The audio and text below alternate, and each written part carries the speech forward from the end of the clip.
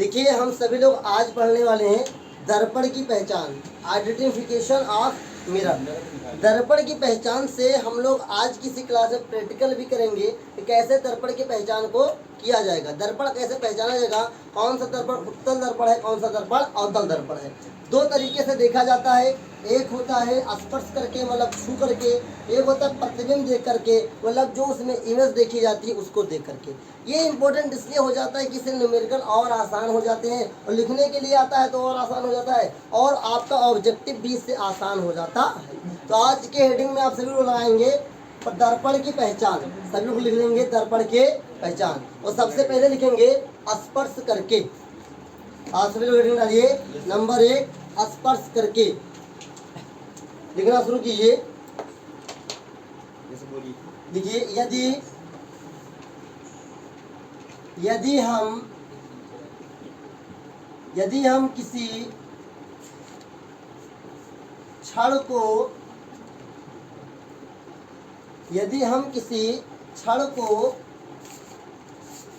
किसी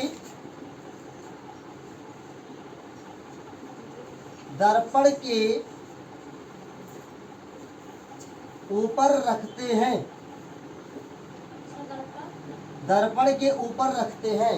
एक बार फिर से, यदि हम किसी क्षण को किसी दर्पण के ऊपर रखते हैं तो यदि क्षण पूरी तरह से दर्पण से चिपका हुआ है, क्या लिखा मैंने, तो यदि क्षण पूरी तरह से दर्पण से चिपका हुआ है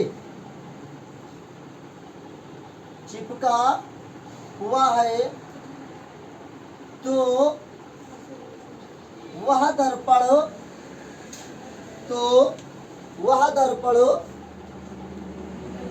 समतल दर्पण होगा। समतल क्या है भैया, समतल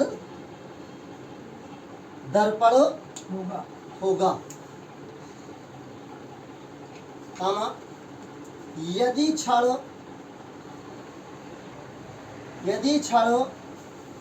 बीच में चिपकी हुई है, यदि क्षण बीच में, केवल बीच में लिखिए, केवल क्या लिखिए, केवल बीच में चिपके हुई है तो वह दर्पण उत्तल दर्पण होगा। तो वह दर्पण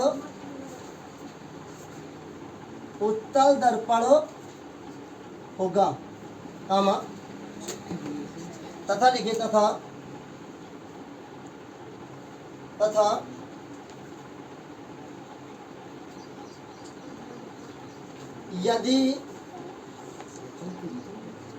यदि क्षण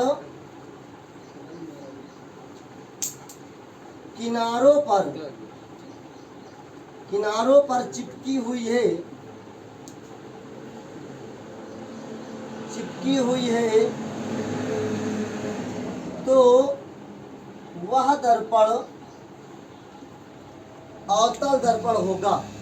तो वह दर्पण अवतल दर्पण होगा। एक बार आप सभी लोग लिखिए और ध्यान से सुनिएगा। मैंने बोला स्पर्श करके, यदि हम किसी क्षण को किसी दर्पण के ऊपर रखते हैं तो यदि क्षण पूरी तरह से दर्पण से चिपका हुआ है तो कौन सा दर्पण होगा, समतल दर्पण। यदि क्षण केवल बीच में चिपकी है तो कौन सा दर्पण होगा, उत्तल दर्पण। तथा यदि क्षण किनारों पर चिपकी है तो कौन सा होगा, अब एक बार इसको लिख लीजिए सभी लोग, उसके बाद हम इसको क्या करते हैं, प्रैक्टिकल के रूप में देखते हैं। आपके जब नोट्स पढ़ेंगे आप कोई किताब पढ़ेंगे तो चिपकी नहीं लिखा है, क्योंकि हम अपने आम भाषा में लिखवाए, वहाँ पे स्पर्श लिखा होगा। क्या लिखा होगा, स्पर्श। कोई दिक्कत नहीं, ये जो लिखा है वो तो दिख रहा है, हाँ कोई दिक्कत नहीं। अब हम लोग इसको प्रैक्टिकल के रूप में देखेंगे। तो आइए एक बार देखते हैं। क्षण का मतलब कोई भी आप ले सकते हैं, सुई ले सकते हैं घर पे, या कोई, अब पेन ले सकते हो, कुछ भी ले सकते हो। पेन चूंकि लगो चूंकि मोटा है तो उसमें किनारों का सब अटैच हो सकता है। कोई बारीक सा चीज लो, क्या लो? तो पहले हम लोग पढ़ते हैं एक समतल दर्पण, तो मैंने बता दिया समतल दर्पण आप घर पे ही चेक कर सकते हैं। पहले हम लोग उत्तल दर्पण की चेकिंग करेंगे। तो उत्तल दर्पण को क्या बोलते हैं? कॉन्वेक्स। क्या बोलते हैं? कॉन्वेक्स। ध्यान से देखिएगा, ये आपके पास देखिए, आप लोग जब कभी जाते होंगे रोड वगैरह पे, तो रोड पर ये आपको देखिए, इसको छू कर देखो बेटा, तुम छो एक बार, छो ऐसे, छो ऐसे ऐसे ऊपर से ऐसे छो, ऐसे ऐसे छो ऐसे। अब बता तुमको क्या लग रहा है? क्या उभरा हुआ कुछ है? दो दो उधर, दो दे दो उधर, तो फटाफट देते रहो, देते रहिए। है उभरा हुआ ना? छूते रहो। है उभरा हुआ ना? पीछे तो सबको देखने तो एक बार, सबकी बारी आएगी। आवाज मत कीजिए आप लोग, दीजिए। इसमें देखना है कि उभरा है कि क्या है। शांत रहो भाई। बीच वाला सतह नहीं, मतलब उभरा हुआ सतह है ना? ठीक है, देखो दो भाई, दो देख रहे, देते रहो भाई। देखो चेहरा दिखा, देख लीजिए। हाँ देख लीजिए। इसके बाद और दिखाते हैं हम आपको। अरे बस हम देख लिया। हाँ इसी को समझाना है। अच्छी तरीके से करो ना पहले, है ना? वाह, तो अभी आपने जिसको टच करके देखा कि इसका उभरा हुआ भाग है, तो उभरे हुए भाग पे तो प्रकाश डालेंगे। तो हमने उत्तल दर्पण की परिभाषा में पढ़ा था कि वो ऐसा दर्पण जिसका उभरे हुए भाग से प्रकाश का क्या हो? परावर्तन हो, उसे क्या कहते हैं? कन्फर्म है ना? कन्फर्म है, बहुत अच्छी बात है। उभरे हुए भाग से क्या प्रकाश का, और जो दबा हुआ भाग हो क्या पालिश हो। तो देखो दबे हुए भाग में पालिश है ना? तो कोई डाउट इसमें? अभी हम इसको इसके द्वारा देखते हैं क्या ये सही है या नहीं। तो हमने क्या पढ़ा उत्तर के लिए कि यदि छड़ केवल बीच में चिपकी हुई है, बीच में टच मिले, बीच में स्पर्श करे, तो कौन सा दर्पण होगा? उत्तल दर्पण। ध्यान से देखिएगा, ध्यान से ये रुकेगा नहीं, केवल बीच में ही चिपके हुआ तुमको मिलेगा। कोई अगर ध्यान से देखे तो किनारों पे ये छूटा हुआ। कोई देखना चाहेगा अपने आप से करके? कोई अगर देखना चाहे तो बीच में चिपका हुआ, किनारों पे छूटा हुआ। कोई करना चाहे तो अपने हाथ से प्लेट कर, कोई जिसकी इच्छा हो लो करोगे। देखो जो संभाल के रखना, मतलब सर फूट गया क्या? बीच एक चीज पलट के रखिए तो लौटा बीच वाला से टच गुरुजी, बीच वाला छूट जाएगा। दिखा, पीछे देखना है किसी को? देखिए अभी आपने, मैंने क्या बताया कि अगर बीच वाला भाग क्या है इसका चिपका हुआ है और किनारों पे क्या है छूटा रहेगा, तो कौन सा दर्पण होगा? और आपने छूकर भी देखा है कि उभरे हुए भाग से प्रकाश का परावर्तन होता है, इसलिए कौन सा ये? और इसके दबे हुए भाग में प्रकाश पालिश से क्या है? इसमें कोई डाउट? कोई डाउट? चलिए अब आगे बढ़ते हैं। अब बारी किसकी है? अवतल दर्पण। अब इसके बारे में हम तो प्रकाश को लेकर भी करेंगे। अभी तो हम लोग पहचान कर रहे हैं कि कैसे पहचाना जाएगा। तो देखिए हमने क्या बताया आपको अवतल के लिए कि छड़ किनारों पर चिपके मिलेगी और बीच में तो मिलेगी नहीं भैया। तो देखिए इसको भी देखते हैं। ये आपका क्या है? अवतल दर्पण। अवतल दर्पण क्या है? इसको भी एक बार टच कीजिए थोड़ा। इसमें आपको क्या महसूस कर रहे हैं? टच कीजिए जल्दी आप लोग, बताओ कहाँ है? देखिए आपने इसमें महसूस किया होगा कि हमने आपको अवतल दर्पण कैसे पढ़ाया था भाई। अवतल दर्पण ऐसे ही तो होता है। अब बताओ पॉलिश कहाँ की जाएगी? बाहरी उभरे हुए सतह पे। कहाँ? उभरे हुए सतह पे। और ये कहाँ होगा? अंदर की। तो जो आप यहाँ आपके हाथ में गया था अभी जस्ट, तो ये क्या है? ये कौन सा भाग है? दबा हुआ है उभरा हुआ? दबा हुआ। और ये कौन सा भाग है? उभरा हुआ। इसमें तुम ज्यादा इसलिए महसूस नहीं कर पाए हो कि जो दबे हुए भाग को तुम ज्यादा महसूस कर सकते हो। आपने जब उत्तल दर्पण अपने हाथ में पकड़ा होगा तो ज्यादा तुमको मोटा पतला दिखाई दिया होगा, लेकिन इसमें ज्यादा कुछ अंतर दिखाई नहीं दिया है। तो याद रखिए अभी तो हमने पहचान किया है सुई वाला। अब सुई वाला एक बार देख लिया जाए। सुई वाला मैंने क्या बताया कि किनारों पर छपेगा। एक बार देखते क्या सही है परिभाषा या गलत है। चल अरे कैसे पहले सही है? चलिए ध्यान से देखिएगा। रुक जा भाई, रुक रुक रुक रुक जा भाई, रुक जा। अब देखो भाई, बीच में तुमको छूटा हुआ दिखाई दे रहा है या नहीं दे रहा? दिख रहा नहीं है? दिखाई दे रहा है, पीछे मुझे नहीं दिखाई दे रहा है, बीच में छूटा हुआ दिखाई दे रहा है या नहीं? मुझे नहीं दिखाई दे रहा। दिखाई दे रहा है? बीच में छोटा दिखाई दे रहा है, छूटा हुआ दिखाई दे रहा है। किनारों पे चिपका तुमको मिलेगा, दिख रहा है? आप सभी लोग देख सकते हैं कि किनारों पे क्या है, चिपका हुआ है, बीच में क्या है, छूटा हुआ है। तो कौन सा दर्पण है? समझ में आया? हमने स्पर्श करके भी पता किया है। Yes sir. अब हम आगे सीखेंगे प्रतिबिंब को देख करके। तो अच्छा, अभी तक हम लोगों ने सीखा जो है स्पर्श करके, इसमें किसी को कोई डाउट? अच्छा, आपको लग रहा है कि जो आपने परिभाषा पढ़ा है वो सही है या गलत है? सही है ना? अब आगे हम पढ़ेंगे दर्पण में प्रतिबिंब को देख करके, तब पता लगाएंगे दर्पण। इसमें फिर से एक बार टच करने को मिलेगा आपको, फिर से प्रतिबिंब अपना अपना देखेगा क्या प्रतिबिंब वाली परिभाषा इसकी सही है या गलत है। ठीक है, आइए दिखेगा दिखेगा, अभी हम दिखवाएंगे तो सब दिखने लगेगा तुम्हें। ठीक है, अभी तुमको देखो समझ में आवा ना? अभी हमने क्या समझा? किस लिए मंगाए?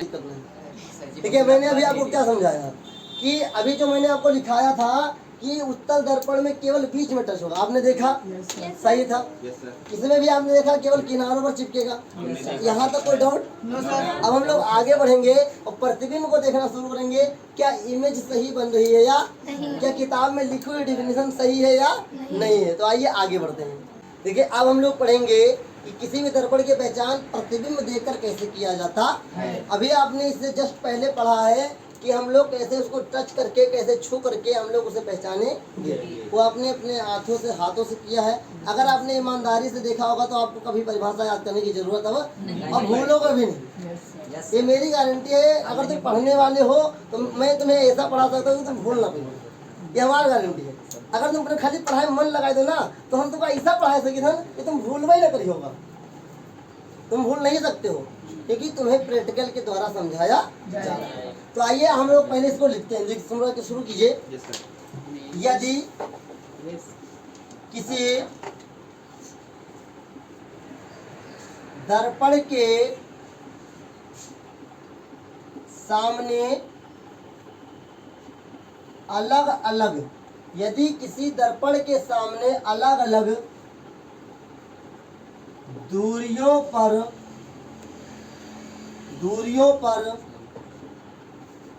कोई वस्तु रखी जाती है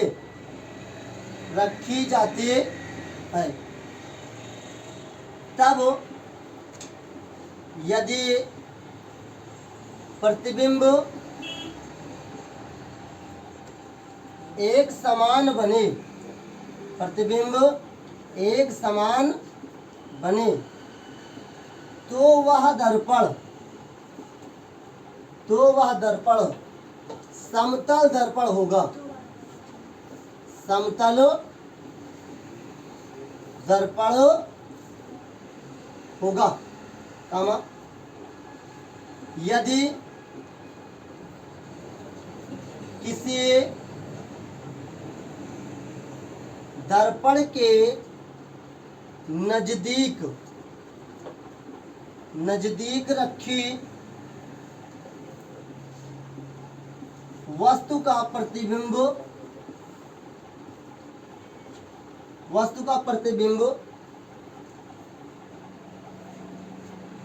बड़ा तथा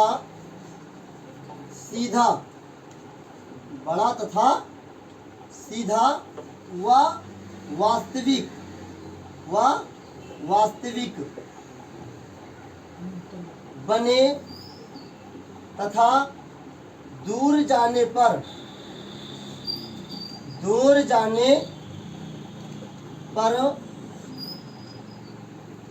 उल्टा कामा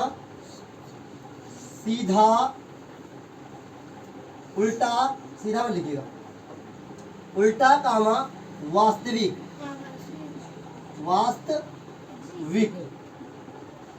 उल्टा कामा वास्तविक प्रतिबिंब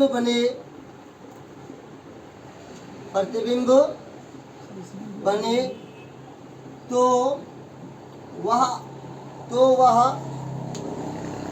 अवतल दर्पण होगा तो वह अवतल दर्पण होगा तथा यदि किसी दर्पण के सामने रखी वस्तु का प्रतिबिंब वस्तु से छोटा तथा आभासी बने तो वह दर्पण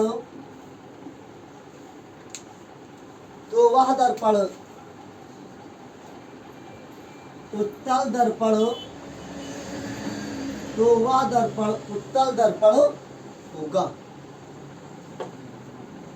उत्तल दर्पण होगा। चलिए लिखिए आप लोग। एक बार रिपीट करता हूँ, लिखा हुआ है यदि किसी दर्पण के सामने अलग अलग दूरियों पर कोई वस्तु रखी जाती है तब यदि प्रतिबिंब एक समान बने तो वह दर्पण समतल दर्पण होगा। यदि किसी दर्पण के नजदीक रखी वस्तु का प्रतिबिंब बड़ा तथा सीधा व वास्तविक बने तथा दूर जाने पर उल्टा वास्तविक प्रतिबिंब बने तो वह अवतल दर्पण होगा तथा यदि किसी दर्पण के सामने रखी वस्तु का प्रतिबिंब वस्तु से छोटा तथा आभासी बने तो वह दर्पण उत्तल दर्पण होगा। ये आपने लिख लिया। अब इसको हम लोग प्रैक्टिकल के थ्रू समझते हैं क्या जो हमने परिभाषा लिखा है या सही है या गलत है। एक बार सभी लोग लिख लीजिए, उसके बाद हम लोग प्रैक्टिकल को शुरू करते हैं। इतना याद नहीं करना है आपको, आप प्रैक्टिकल के थ्रू ऑटोमेटिक जान जाओगे। हमने इसलिए लिखवा दिया है कि आप जब अपने हाथ में उस दर्पण को ले और प्रतिबिंब को देखें तो आपको जल्दी समझ में आए।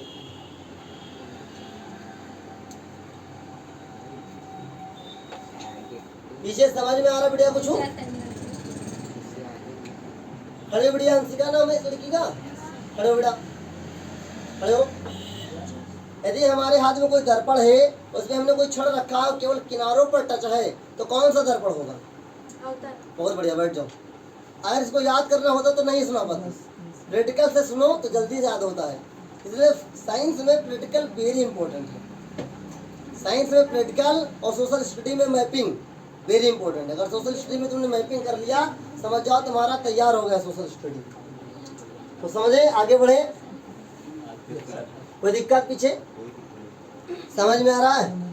तो आइए सबसे पहले हम उत्तल दर्पण की बात करते हैं। पहले उत्तल की आज बात करते हैं, ठीक है? कॉन्वेक्स क्या कॉनकेव? कौन बताएगा? कॉनकेव, कॉनकेव ना? अवतल, चलिए ध्यान दीजिए।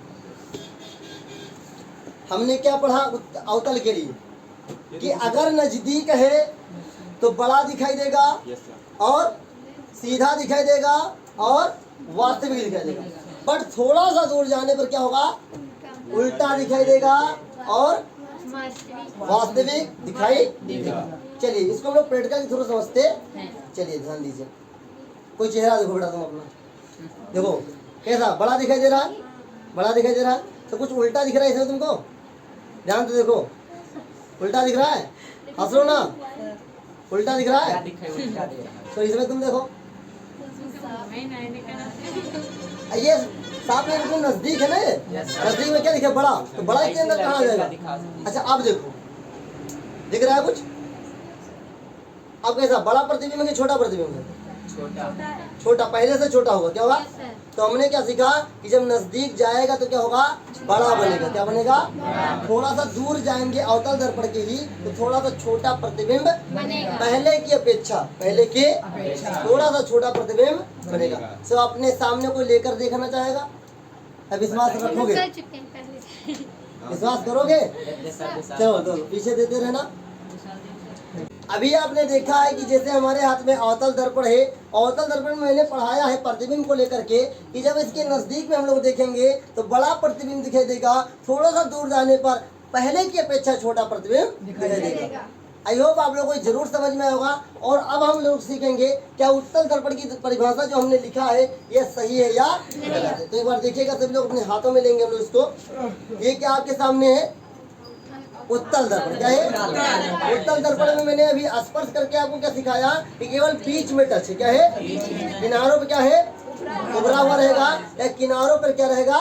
पालिश हुआ। छूटा रहेगा सर, मतलब छूटा रहेगा छड़ी। अब इसी के कॉन्सेप्ट पे मैंने आपको क्लास की शुरुआत में, शांत रहिए, क्लास की शुरुआत में मैंने इसको पढ़ाया। इसी के कॉन्सेप्ट से हम लोग लेंस को भी पढ़ लेंगे। कैसे? बीच में क्या है? किनारों पे क्या है? इसी प्रकार से तो मैंने लेंस दिखाया, अभी लेंस भी आपको दिखा रहा हूँ। तो आइए इसको भी एक बार प्रैक्टिकल करके देखते हैं। हमने क्या पढ़ा?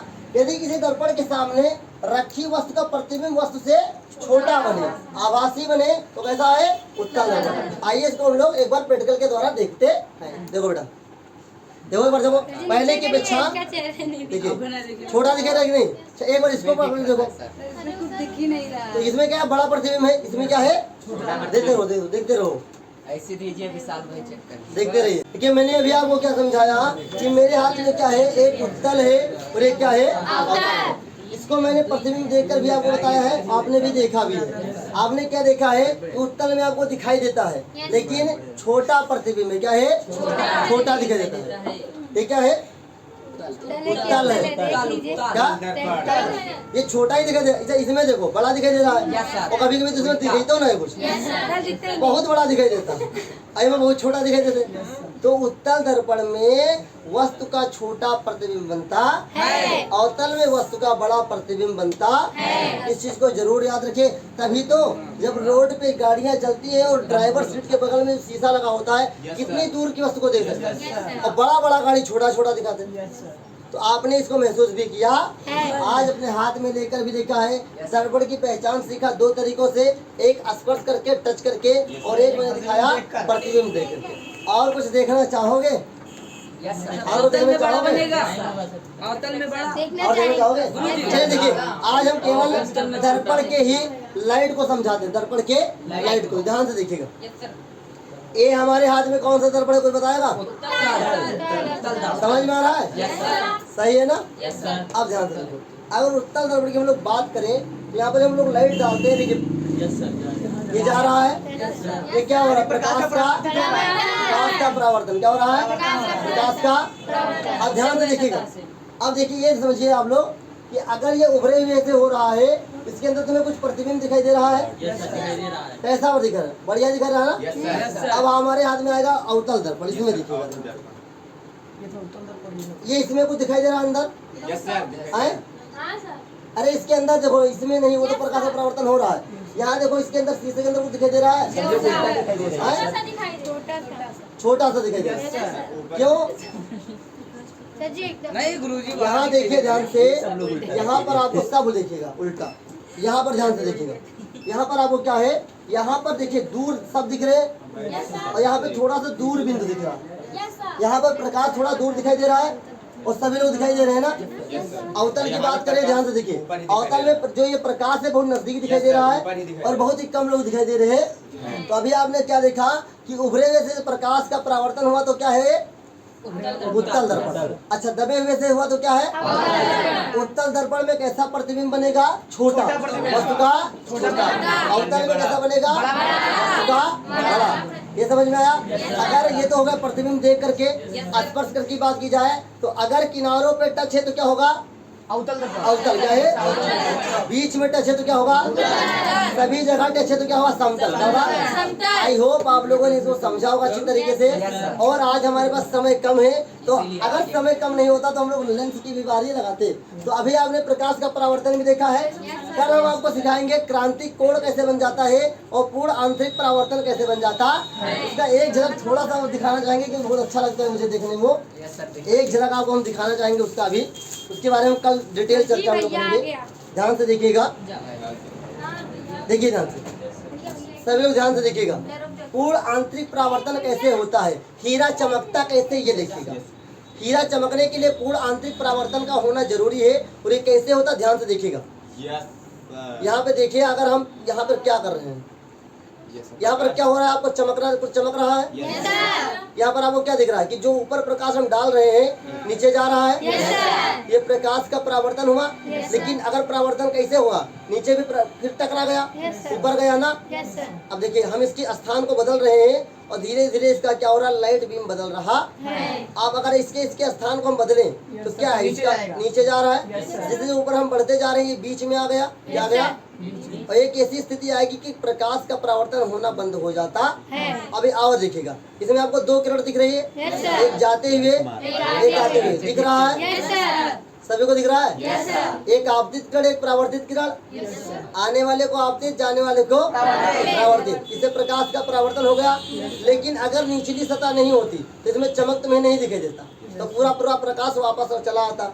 इसमें कुछ चमक तुम्हें दिखाई दे रही है क्योंकि नीचे सतह। इसके आगे कॉन्सेप्ट को हम लोग कल सीखेंगे। आई होप आपको इस समय में जरूर आएगा। मिलेंगे नेक्स्ट क्लास में, तब तक ले जाएंगे।